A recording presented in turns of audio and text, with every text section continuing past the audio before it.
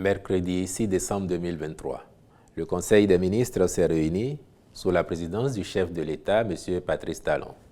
Ont sanctionné la séance les décisions ci-après. S'agissant des mesures normatives, il a été adopté, au titre de ces mesures, les décrets d'application de la loi numéro 2021-01 du 3 février 2021 sur la biosécurité en République du Bénin, ainsi que ceux portant réglementation du permis de construire et du permis de démolir en République du Bénin, intégration dans le corps de la magistrature de 85 auditeurs de justice. S'agissant des communications, en point 1, mesures incitatives pour l'amélioration des conditions et modalités d'accès au financement du Fonds national de développement agricole, FNDA, au profit des exploitants et des petites et moyennes entreprises agricoles. Le principal objectif du FNDA est de favoriser la promotion des filières agricoles en facilitant l'accès au financement pour inciter l'investissement privé dans le secteur à travers des subventions ciblées et des instruments financiers adaptés dans la perspective d'une meilleure exploitation du potentiel agricole national, l'amélioration des revenus tirés de l'agriculture ainsi que la sécurité alimentaire. À cet égard, des mesures incitatives avaient déjà été mises en place. Elles ont donné lieu jusqu'ici à 396 engagements du Fonds pour un montant de 16 944 226 301 francs CFA au profit de 1541 promoteurs, dont 339 engagements du guichet accès aux services financiers pour un montant de 14 600 306 301 francs CFA en faveur de 1484 projets garantis, bonifiés ou refinancés. De plus, les facilités accordées au niveau de ce guichet ont permis de lever un financement total de 61 59 267 638 francs CFA auprès des systèmes financiers décentralisés, SFD, et des banques partenaires du FNDA sous forme de crédits agricoles.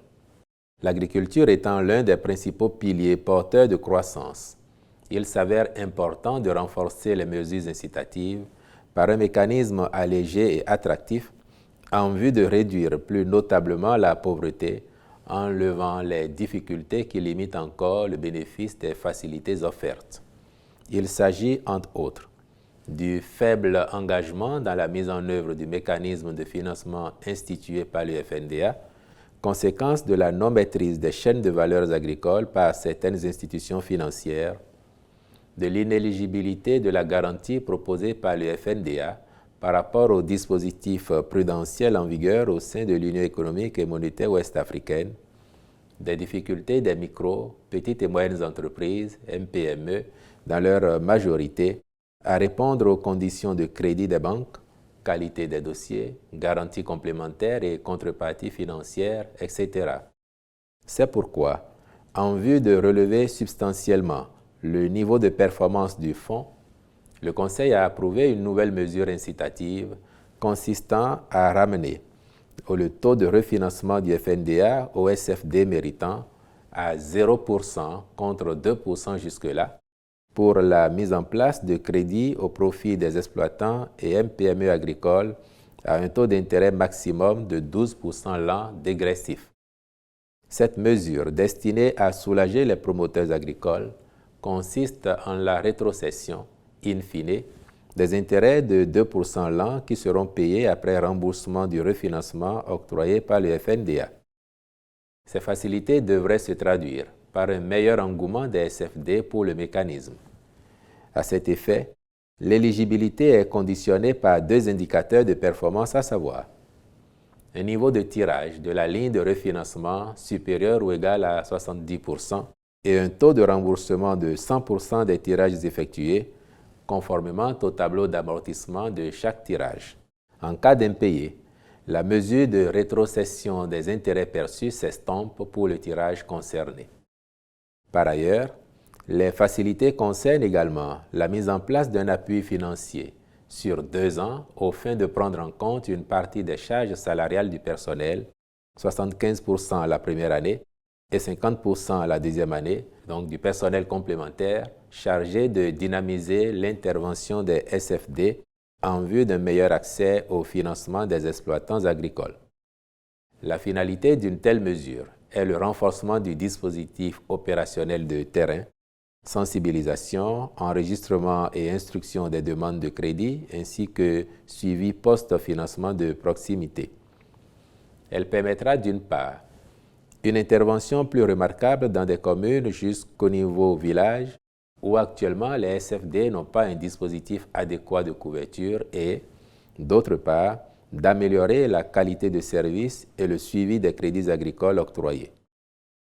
Cet appui est prévu pour durer 24 mois et s'inscrira dans un programme spécial d'insertion dans l'emploi PSIE agricole par lequel l'État prend en compte à hauteur de 75% la première année et 50% la deuxième année les charges salariales et les SFD supportant respectivement les 25% et 50% restants. Les ministres concernés veilleront à la mise en œuvre diligente de ces mesures incitatives. En point 2. Compte rendu des travaux du Comité national de supervision sur la mission des pôles d'experts chargés de revisiter avec les communes les opérations de lotissement remembrement urbain proposées à l'annulation. Le Conseil des ministres avait, au cours de la séance du 23 novembre 2022, décidé de la mise en place de pôles d'experts chargés de revisiter les lotissements remembrements devant faire l'objet d'annulation dans les communes. Cette décision est subséquente au rapport des travaux du comité interministériel de mise en œuvre des mesures pour l'assainissement, l'achèvement et la clôture des opérations de lotissement et de remembrement foncier urbain en cours sur l'ensemble du territoire national. Au terme des délibérations du Comité national de supervision, 810 dossiers ont été traités au lieu des 806 initialement retenus par le gouvernement. Certaines situations perçues au départ comme sous-jacentes à d'autres opérations s'étant révélées en réalité des travaux d'une certaine importance conduits avec des prestataires différents. Il en ressort de nombreuses irrégularités sur le plan technique, dont les plus importantes sont relatives à des opérations de très grande superficie qui impactent des zones agricoles et ne répondent à aucun enjeu d'urbanisation. Des opérations engagées par des associations d'intérêt foncier ou d'autres catégories d'acteurs au mépris des orientations, documents et règles de planification territoriale, de même que de gestion foncière. Des opérations enfin ayant connu des extensions aux proportions très élevées dont ni les limites ni l'opportunité ne sont guère appréhendées.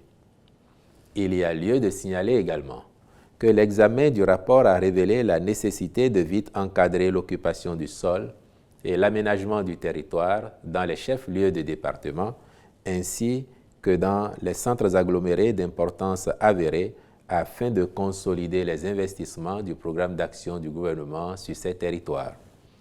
À cet effet, il sera élaboré dans tous les chefs-lieux de département, y compris toutes les zones de forte concentration humaine revêtant un certain intérêt, un plan directeur d'urbanisme, schéma directeur d'aménagement urbain devant réglementer l'opérationnalisation des lotissements remembrements.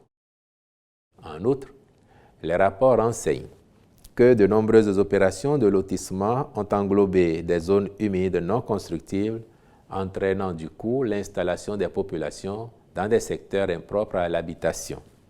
De fait, ces occupations anarchiques sont fréquemment exposées aux affres des aléas climatiques.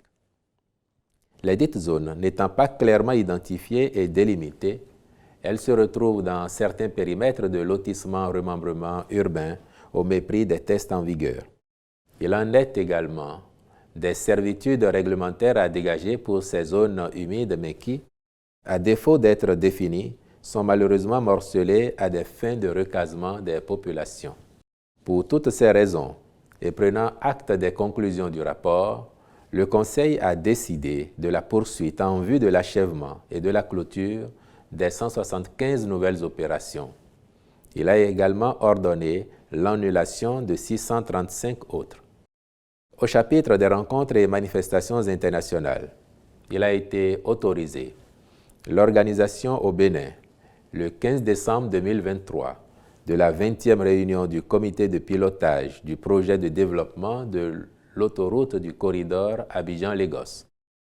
La participation du Bénin au 4e Forum africain de haut niveau pour les femmes, la paix et la sécurité, les 13 et 14 décembre 2023 à Addis Abeba, en Éthiopie, à la 35e session ordinaire du Conseil des ministres de tutelle de la Conférence internationale de la prévoyance sociale du 13 au 15 décembre 2023 à Ouagadougou, au Burkina Faso. Enfin, au chapitre des mesures individuelles, les nominations ci-après ont été prononcées au ministère des Enseignements secondaires, techniques et de la formation professionnelle. Conseil technique juridique, Madame Edith Amou Agbele-Sechi. Conseil technique chargé du suivi des réformes et projets, Monsieur Mathias Afomaï. Conseiller technique à l'enseignement technique, la formation professionnelle et aux alternatives éducatives, Monsieur Jean-Pierre Bioyara. Conseiller technique à l'enseignement secondaire général, Monsieur Gabriel Copieri. Conseiller technique aux affaires administratives et sociales, Monsieur Arnaud Baguidi. Je vous remercie.